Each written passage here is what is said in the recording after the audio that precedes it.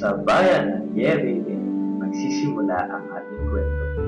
Isang kwentong tungkol sa isang tao na nagmamahal ng tunay para sa sarili niyang bayan. Ito ang kwento ni Benjo. Si Benjo ay lumaki sa bayan ng Yebebe, isang bayan na puno ng mga mapayapang tao na nagkakaisa, pero magaling sa bakbakan.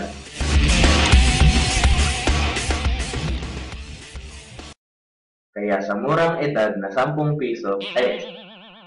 taong gulang, si Benjo ay nakakapagpatumba na ng mga kalaban na mas malaki pa sa kanya.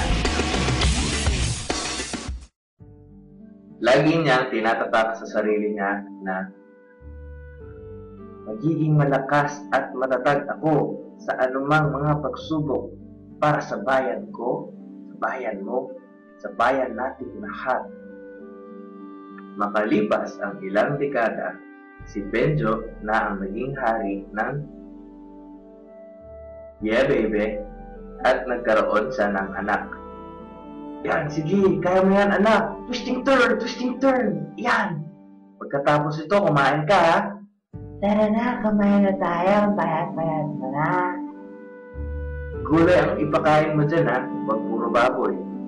Sige, Benjo, gulay ang ipapakain ko.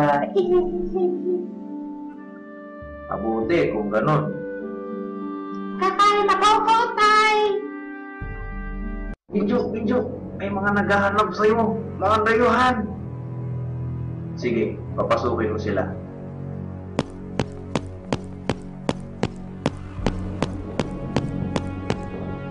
Ako si Negro, mensahero ni Haring Negro sa bansang Negro Boko. Sige lang hinihingi namin, kayo ay maging alipin namin. Hi! Sino ka ba? Ano ang karapatan mo para gawing alipin? Esteng babae ka, hindi mo kilala kung sinong sinasagot mo. Ay, malamang kilala. Nagpakilala ka nga kanina lang, di ba? Kamahalang kitay.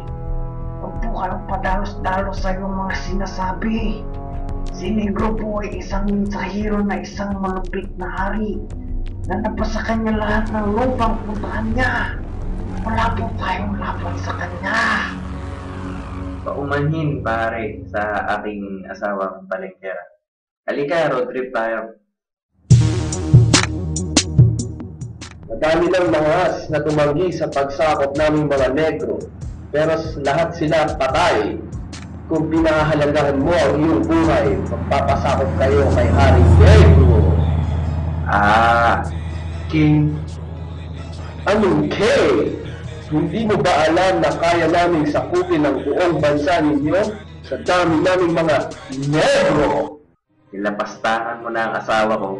Gagawin mo pa kaming mga alipin at sasakupin ang buong bansa ng Yebebe na mahal ko. Nagkamali ka ng sinakop, Negro.